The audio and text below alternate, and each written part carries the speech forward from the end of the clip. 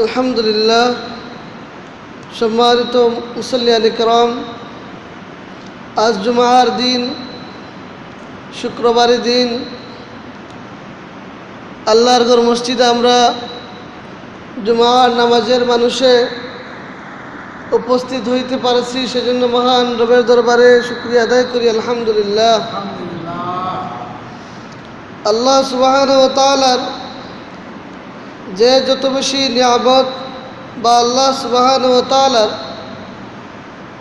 নেক নজর, সুদৃষ্টি, রহমত, বরকত যার প্রতি যত বেশি পড়বে সে তত বেশি দিনের কাজ করতে পারবে, দিনের উপর চলতে পারবে, দিন শিখতে পারবে, দিন শিখাইতে পারবে, দিনের কাজে সে তত বেশি ব্যবহার হবে। সেজন্য আমরা মাঝে মধ্যে বা বেশিরভাগ দোয়া করি, হায় আল্লাহ, তোমার দিনের কাজ তুমি যাকে দ্বারা ইচ্ছা তাকে দ্বারা করাইতে পারবেন, কিন্তু আমাদেরকে যদি ব্যবহার করেন তাহলে আমরা সওয়াব পাবো, নাজাত পাবো, আখিরাতে মুক্তি পাবো, সর্বশেষ ঠিকানা আমরা জান্নাত পাবো। আর যদি আমাদেরকে ব্যবহার না করিয়া অন্য মানুষকে ব্যবহার করেন তাহলে আমরা মাহরুম থাকব।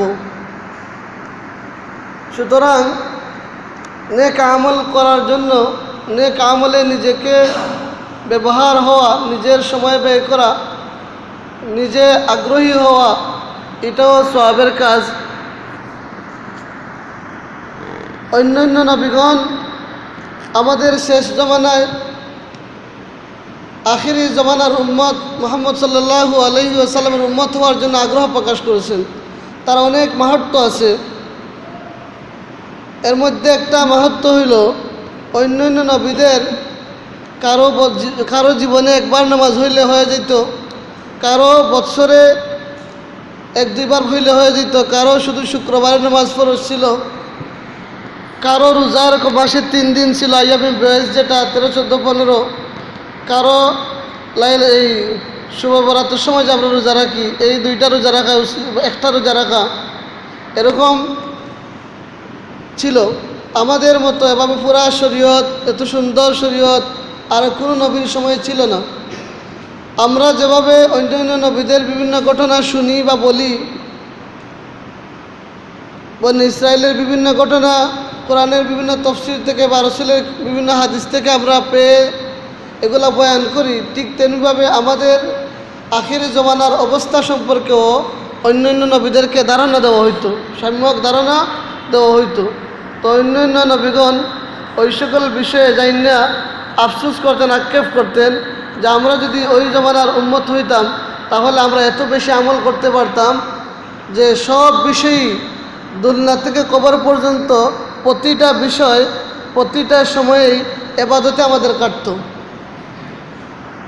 তো আল্লাহ সুবহানাহু ওয়া তাআলা এই বরকত, এই রহমত, এই সুযোগ আমাদেরকে দিয়েছেন, সেজন্য মহান রব্বুল আলামিনের দরবারে শুকরিয়া আদায় করি। আলহামদুলিল্লাহ। আল্লাহ সুবহানাহু ওয়া তাআলা আমাদেরকে আশরাফুল মখলুকাত মানুষ বানাইছেন, সমস্ত কিছুরে আমাদের অধীনস্থ করেছেন, আর আমাদেরকে কেবল আল্লাহর গোলামির জন্য তৈরি করেছেন। কালামুল্লাহর ভাষায়, ওমা খালাকতুল জিন্না ওয়াল ইনসা ইল্লা লিয়াবুদুন, জিন এবং ইনসানকে আল্লাহ সুবহানাহু ওয়া তাআলা তিনার গোলামির জন্য বানাইছেন। তো আমরা আমাদের যার যত হায়াত হয়েছে, কারো 20 বছর, কারো 25 বছর, কারো 30 বছর, কারো 40 বছর, কারো 50 বছর, 60 বছর, 80 বছর, আমরা চোখ মুছে যদি আমাদের জীবনের দিকে তাকাই তাহলে আমাদের দিল, আমাদের মন আমাদের সাক্ষী দেয় আমরা কতগুলো ভালো কাজ করেছি আর কত কিছু খারাপ কাজ করেছি, কোন জায়গায় কোন বড় বড় গুনাহ করেছি, কোন জায়গায় বড় বড় কোন অপরাধ করেছি, কোন জায়গায় বড় বড় কী করেছি, সব সাক্ষ্য দেয়, সবার দিলেই সাক্ষী দেয়। অলি আউলিয়া, গৌস কুতুব, আলিম উলামা যে কেউ হোক না কেন, সবার দিলে সাক্ষী দেয় কি আমরা পিছনের জীবনে কি করেছি না করছি। তো সাক্ষী দেওয়ার সাথে সাথে আকলমন্দের কাজ হইল যে যখন যে গুনার কথা স্মরণ হয় ওই গুনার জন্য যদি আমরা তখনই তওবা করে নেই তা আল্লাহ চাহে তো আমাদেরকে মাফ করিয়ে দিবেন। এমনকি অনেক মানুষ আছে ফিকির করে যে আমি দেখি কোন সময় কোন গুনাহ করলাম কি না, চোখে জয়টা পাশে বা অতীতের সব গুনার জন্য তওবা করে। আমরা অতীতের সকল গুনার জন্য তওবা করতাম। এক নম্বর কাজ আমাদের অতীতের সব গুনার জন্য তওবা করতাম। কার মৌত কখন আসে জানা যায় না। এক মুহূর্ত সময় কারো অপেক্ষা করবে, আজরাইল আসবে আর বলবে যে আমি একটু তওবা করে নিই, এই সুযোগ পাবো, এটা সম্ভব না। ইজা জা আজালুহুম লা ইস্তাখিরুনা সাআতাও ওয়া লা ইস্তাকদিমুন। যার আজাল যখন, যার মৌত যখন চলে আসবে, যার হায়াত যখন শেষ হয়ে যাবে, সাথে সাথে কি, সাথে সাথে আমাদের রূহ চলে যাবে, আমাদের জীবন শেষ, আমাদের দুনিয়ার জীবন শেষ, আমাদের আখিরাতের জীবন শুরু। সুতরাং প্রতি মুহূর্তে আমরা তওবা করতাম, প্রতি মুহূর্তে আমরা তওবা করতাম। প্রতি সময় আমাদের দিলকে আমরা আল্লাহমুখী করে রাখতাম। আল্লাহমুখী করে দিল রাখার বিভিন্ন সূরত আছে। একটা সূরত হইল আমরা যদি সব সময় কাজ ছাড়া, কথাবার্তা যেগুলো বলার প্রয়োজনীয় এগুলো বলা ছাড়া সব সময় দিলে দিলে আল্লাহ আল্লাহ আল্লাহ আল্লাহ জপতে থাকি, এরকম আমাদের পরিবেশ হয়ে যায়, আমাদের দিল এরকম জিকিরওয়ালা দিল হয়ে যায়, তাহলে অবশ্যই গুনার দিকে মাইল হইতেই শয়তানে যখনই ধোঁকা দিবে তখনই তো আল্লাহ আল্লাহ বলতেই আসি, আল্লাহ রহমত আমার সাথে আছে কিনা, আছে, অবশ্যই আছে। সুতরাং শয়তান এমনি বাঁকবে আর আসার সুযোগ পাবেই না। তো নিজেকে যদি এরকম আল্লাহর স্মরণে, শুধু তাহাজ্জুদে সারা রাত কাটায় দেওয়া বা নামাজে সারা জীবন কাটায় দেওয়া এটাই ইবাদত, শুধু ইবাদত, এটাই ইবাদত না, বরং প্রতি মুহূর্তে আমার যে কাজ যখন আসে ওই কাজ যদি আমি আল্লাহর হুকুম মতো করি এটাও ইবাদত।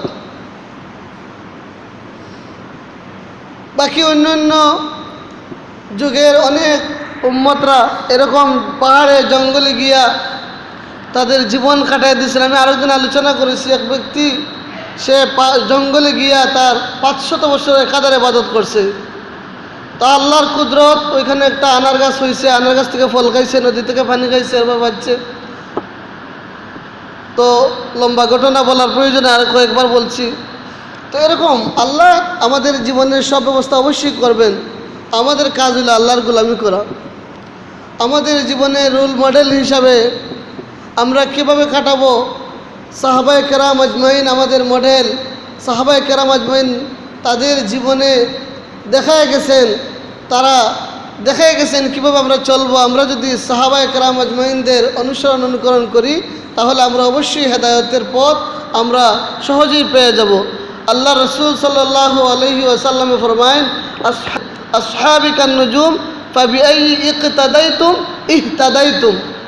অর্থাৎ আমার সাহাবায়ে কেরাম সব আকাশের কি, আসহাবি কান নুজুম, আকাশের তারকা সাদৃশ্য।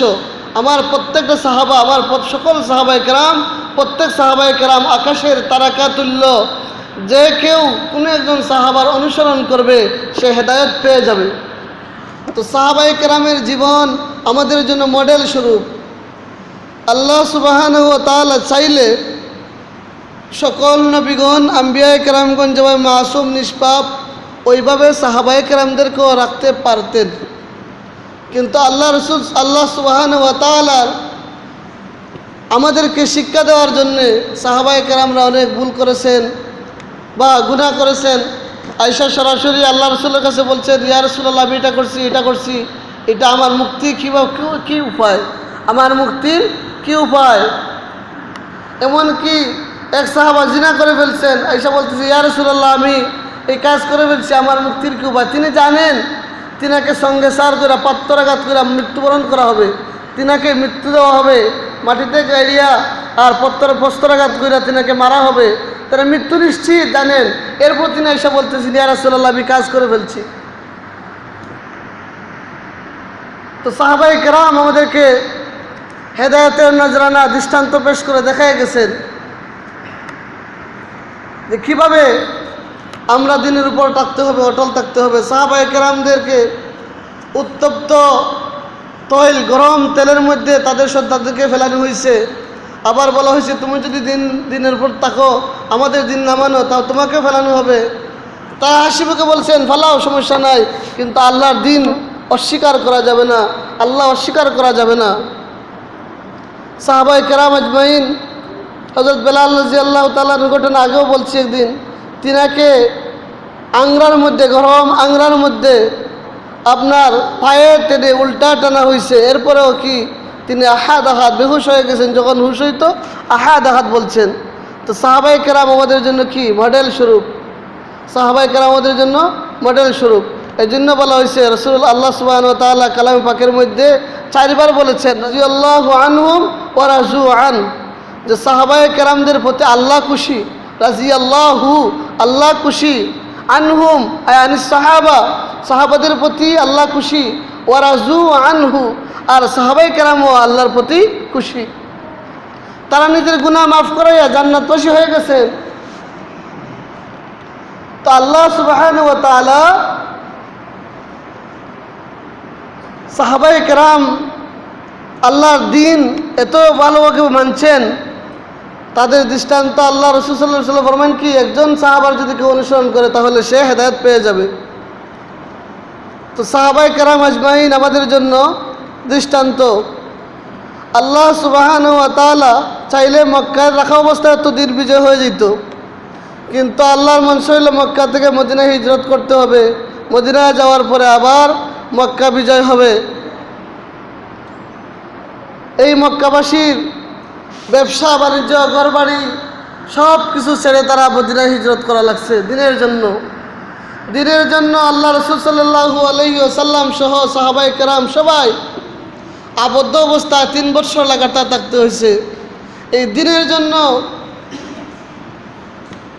আম্বিয়া কেরাম অনেক কষ্ট করেছেন, অনেক নবীদেরকে এরকম মাথা থেকে নিয়ে যেভাবে আমরা গাছ ছিঁড়ি এইভাবে মাথা থেকে নিয়ে পুরা ছিঁড়া হয়েছে, কাটা হয়েছে। এরপর দিন থেকে দিনের দাওয়াত দিছেন, মৃত্যু পর্যন্ত দিনের দাওয়াত দিয়ে গেছেন, আমরণ দিনের জন্য চেষ্টা করে গেছেন। আমরা ইচ্ছাও করি না, আমরা এগুলা মোতালাও করি না, পড়ালেখাও করি না, জানিও না, জানার চেষ্টাও করি না। ইসলাম কিভাবে এসেছে, ইসলাম কিভাবে বিজয়ী হয়েছে, আর ইসলাম কিভাবে ধ্বংস হতে যাচ্ছে আমরা কি কখনো খেয়াল করেছি? কখনো খেয়াল করি নাই। আমাদের কাজ হইল রাত পাইল, আমরা কাজ কাম করলাম, কিছু রুজি করলাম, খাইলাম, ঘুমাইলাম, সব ফুরাইলাম, শেষ করলাম না। আমাদের ইতিহাস, আমাদের ঐতিহ্য আমরা জানতে হবে। ইসলাম আমাদের ধর্ম সম্পর্কে জানতে হবে। আপনার যদি আমার যদি জানা না থাকে তাহলে মানব কি? জানাটাও অর্ধেক কি, জানাটাও মানার অর্ধেক। আপনার জানা থাকলে অবশ্যই মানবেন, জানা না থাকলে মানবেনই বা কীভাবে? সাহাবায়ে কেরাম আজমাইন মক্কা ছাড়িয়া মদিনায় সফর করেছেন, তাদের বাড়ি ঘর ব্যবসা বাণিজ্য সব কিছু ছেড়ে দিয়ে মদিনায় হিজরত করে ফেলছেন। হযরত আলী কাররামাল্লাহু ওয়াজহা যেদিন আল্লাহ রাসূল সাল্লাল্লাহু আলাইহি ওয়াসাল্লাম হিজরত করেন, তিনি জানেন আল্লাহ রাসূলের বিছানায় যদি তিনি শোন তাহলে তিনাকে হত্যা করা হবে, মারার জন্য কাফিররা চেষ্টা করবে। এরপরও তিনি চাদর মুড়ি দিয়ে আল্লাহ রাসূলের বিছানায় শুয়ে থাকলেন। আল্লাহ রাসূল সাল্লাল্লাহু আলাইহি ওয়াসাল্লাম আবু বকর রাদিয়াল্লাহু আনহুকে নিয়ে সফর শুরু করলেন। তিনি সাহাবায়ে কেরাম যে নজরানা পেশ করছেন, সেই নজরানা যদি আজও মুসলমানরা পেশ করতে পারতো তাহলে মুসলমান আজ অধঃপতন হইতো না। সাহাবায়ে কেরাম কি কয়েক লক্ষ ছিল? 10,000 সাহাবায়ে কেরাম মক্কা বিজয় করে ফেলছেন। আজকে 150 কোটি মুসলমান, কিন্তু আমরা বিজাতিদের পা চাটতেছি। আমাদের কোনো কিছু নাই, আমরা অলস মুসলমান জাতি, আমরা অলস হয়ে গেছি। আমরা জানি স্পেন 800 বছর মুসলমানরা রাজত্ব করেছে, কিন্তু যখন মুসলমানরা অলস হয়ে গেছে স্পেন বিদ্রোহীদের হাতে চলে গেছে। সারা পৃথিবী আমরা সব মুসলমান অলস হয়ে গেছি।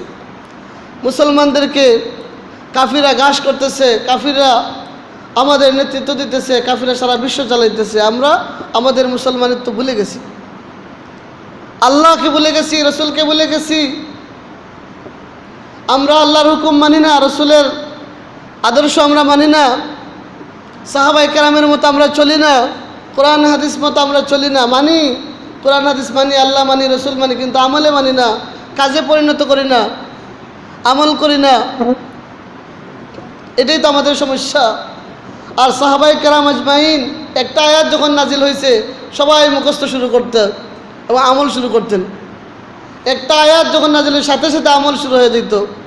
আল্লাহ রাসূল সাল্লাল্লাহু আলাইহি ওয়াসাল্লামের যুগে এত কাগজ কলম ছিল না, কিন্তু লক্ষ লক্ষ হাদিস এখন পাওয়া যায়। কিভাবে পাওয়া গেল?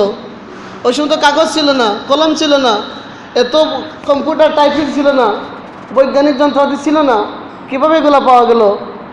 আল্লাহ রাসূল সাল্লাল্লাহু আলাইহি ওয়াসাল্লাম মুখ থেকে কথা বের হয়েছে, সাহাবায়ে কেরাম এটা ঠোঁটস্থ করে ফেলছেন, কণ্ঠস্থ করে ফেলছেন, আমল শুরু করে দিয়েছেন। আর এখন আমরা হাদিস পড়িও না।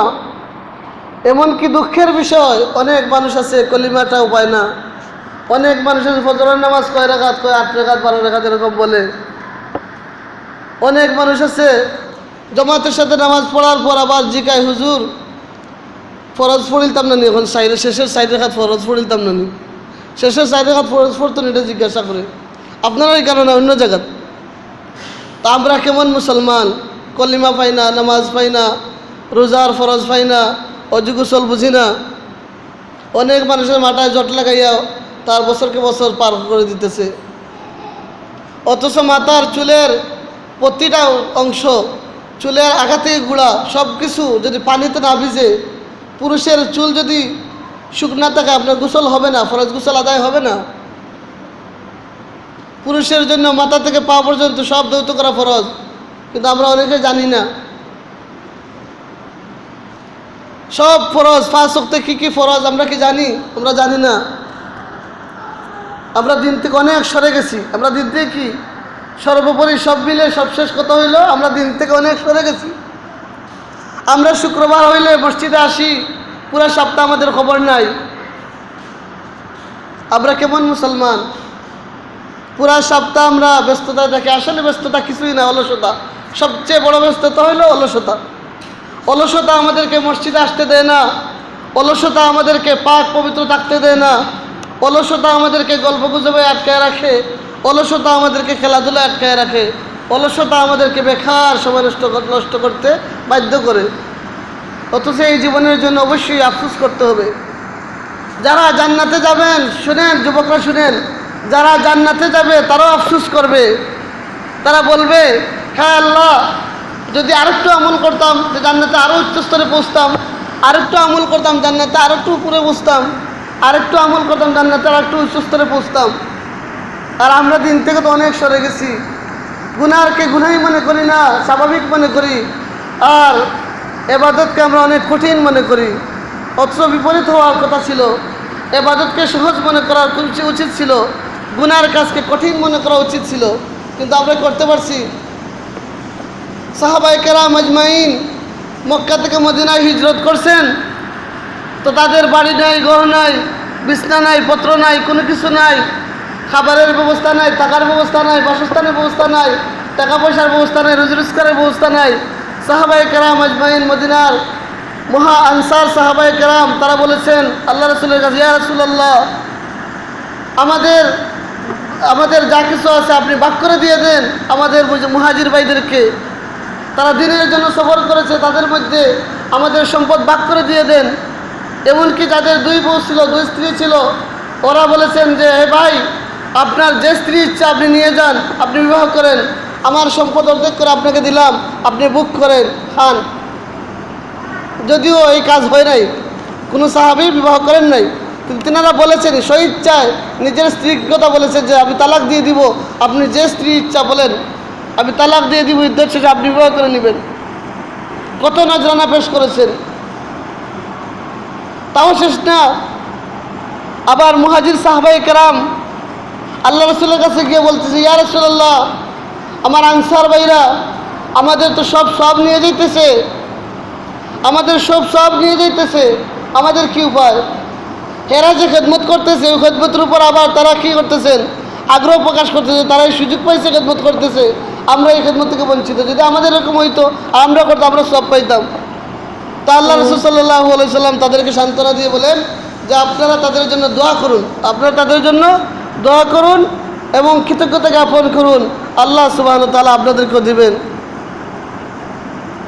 সাহাবায়ে কেরাম আত্মত্যাগ এত বেশি করেছেন,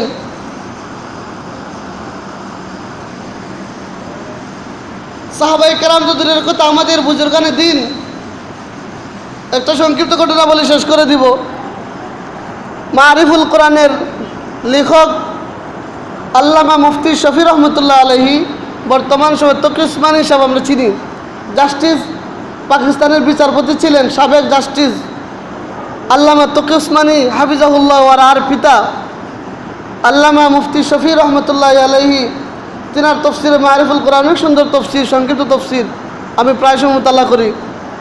তো আল্লামা শফি রহমতুল্লাহ আলহী তিনি একবার রমজান শেষে বললেন যে আমার তো মনে হয়, আমার খুব ইচ্ছা হয় যে আমি দোয়া করি, হে আল্লাহ আমার মৃত্যুটা রমজানে দিয়া দেন, আমার মৃত্যুটা রমজানে দিয়া দেন। কারণ রমজানে যদি মৃত্যু হয় তাহলে কিয়ামত পর্যন্ত কবরের আযাব মাফ।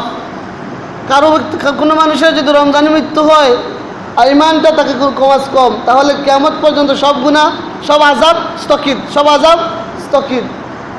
সুতরাং তিনি বলেন যে আমার মন চায় আমি সবসময় দোয়া করি যে হে আল্লাহ আমাকে রমজানে মৃত্যু দাও, কিন্তু আমি দোয়া করি না।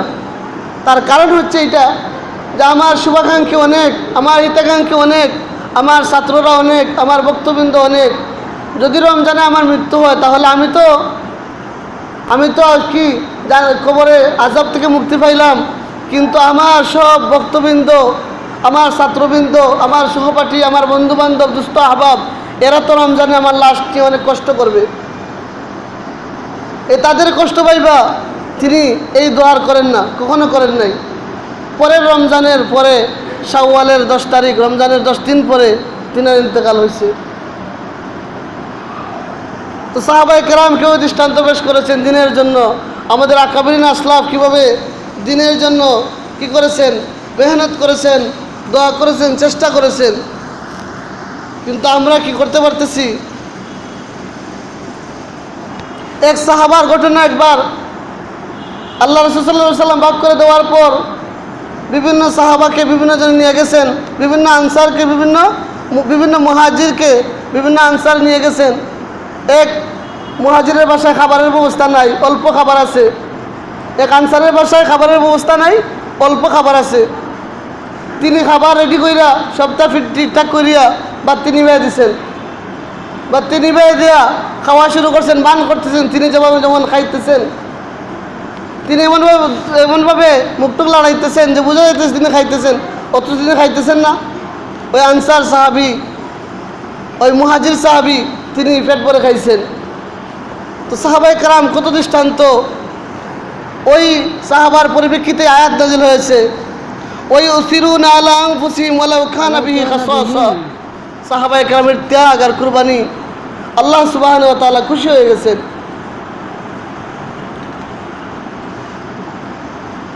তো অনেক সাহাবায়ে কেরাম আল্লাহ রাসূল সাল্লাল্লাহু আলাইহি ওয়াসাল্লামের কাছে গিয়া আরদাস করলেন, ইয়া রাসূলুল্লাহ, আমরা তো খেদমত থেকে, পরোপকার থেকে আমরা বঞ্চিত, আমরা কি করব, আমাদের কি করার? তো আল্লাহ রাসূল সাল্লাল্লাহু আলাইহি ওয়াসাল্লামকে তাদেরকে সান্ত্বনা দিয়ে বলেন যে কারো উপকার করতে পারে না, কমাস কম কারো কখনো ক্ষতি করবা না।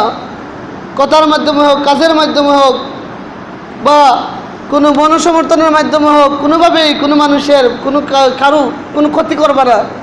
যদি কমাস কম কারো উপকার করতে না পারো তাহলে কারো ক্ষতি কখনো করবা না। তো সাহাবায়ে কেরামের আমলের প্রতি এত উৎসাহ উদ্দীপনা ছিল, কিন্তু আমাদের কি আছে? আমরা কতটুকু মানুষের উপকার করি? কেউ যদি কোনো ক্ষতিগ্রস্তর মধ্যে পড়ে যায় তাহলে আমরা সমালোচনা করি, আমরা তার আরও বলি ভালো হয়েছে, আরও হোক। আমাদের মন আর তাদের মন কত দূর, তাদের চিন্তা কত দূর ছিল, আর কবির আসলাফদের চিন্তা কত দূর ছিল যে আমার মৃত্যু হইলে আমি তো ভালো হইলাম, রমজানের মৃত্যু হইলে আমার তো ভালো হইল, কিন্তু অন্যদের কষ্ট হবে, মৃত্যুর জন্য দোয়া চাইতেছে না। আর আমরা কোনো মানুষ বিপদে পড়লে আমরা বলি যে আরও পড়ুক, আর একটু হোক, এরপরে আস্তে আস্তে ঠিক হবে। তা আমাদের ইমান আর তাদের ইমান কত বেশ কম, কত পার্থক্য। অথচ আল্লাহ রাসূল সাল্লাল্লাহু আলাইহি ওয়াসাল্লাম মুসলমানদের পরিচয় দিতে গিয়ে বলেন, মান সালিমাল মুসলিমুনা মিন লিসানিহি ওয়া ইয়াদিহি। প্রকৃত মুসলমান, আল মুসলিমু মান সালিমাল মুসলিমুনা মিন লিসানিহি ওয়া ইয়াদিহি। প্রকৃত মুসলমান ওই ব্যক্তি যার হাত থেকে, মুখ থেকে, অন্য মুসলমান অন্য ভাই নিরাপদ থাকে, অথচ আমরা কি পারতেছি আমাদের মুখ থেকে কোনো ভাইকে নিরাপদ রাখতে? আমরা কি আমাদের পুরা জীবনে আমরা কি কোনো মানুষের সমালোচনা না করে থাকতে পারতেছি? আমরা কি কোনো মানুষকে হাত দ্বারা কষ্ট না দিয়ে থাকতে পারতেছি? আমরা কি আমাদের কাজের মধ্যে অন্যকে কষ্ট না দিয়ে থাকতে পারতেছি? বাবার বিষয় প্রকৃত মুসলমান আমি হইতাম পারলাম কিনা বাবার বিষয়। আল মুসলিম সালিম আল মুসলিমুন মিন লিসানি ওয়া ইয়াদি, প্রকৃত মুসলমান ওই ব্যক্তি যার মুখ থেকে বা হাত থেকে অন্য মুসলমান নিরাপদ থাকে। তো আল্লাহ সুবহানাহু ওয়া তাআলা আমাদেরকে কোরআন সুন্নাহ অনুযায়ী আমাদের জীবন গড়ার, সাহাবায়ে কেরাম আজমাইনদের অনুকরণ করে আমাদের জীবন গড়ার, রাসূলুল্লাহ সাল্লাল্লাহু আলাইহি ওয়াসাল্লামের জীবনী থেকে আদর্শ গ্রহণ করার আল্লাহ সুবহানাহু ওয়া তাআলা আমাদেরকে তৌফিক দান করুন। সবাই বলুন আমিন। ওয়া আখিরু দাওয়ানা আলহামদুলিল্লাহি রাব্বিল আলামিন।